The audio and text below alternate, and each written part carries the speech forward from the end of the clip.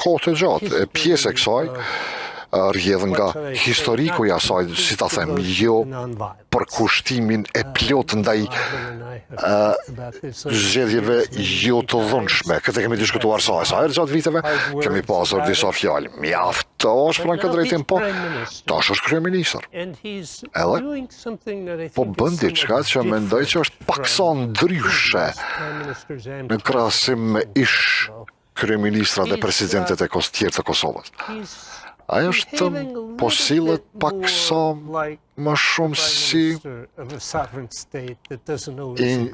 kryeministër i një shteti sovran i cili jo gjithmonë pajtohet me mendimet e SBA-ve. Mendoj që amerikanët kanë pakës problem me këtë.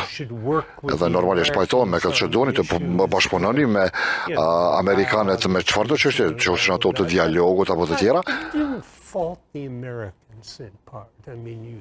Po fajin u ka lënë Amerikanëve pak a shumë edhe drejtimi ndaj Kremlit, keni pa komunikimi me kryeministrin, që ka qenë jashtë kufive të themi pak a shumë.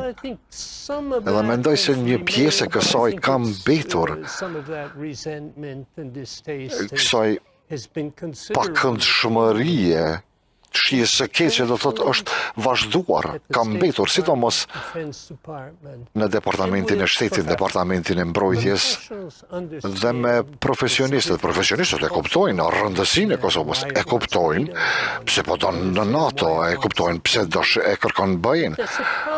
Po ekziston një problem, edhe problemi është se sekretari i shtetit Rubio i bëri mjaft të qartë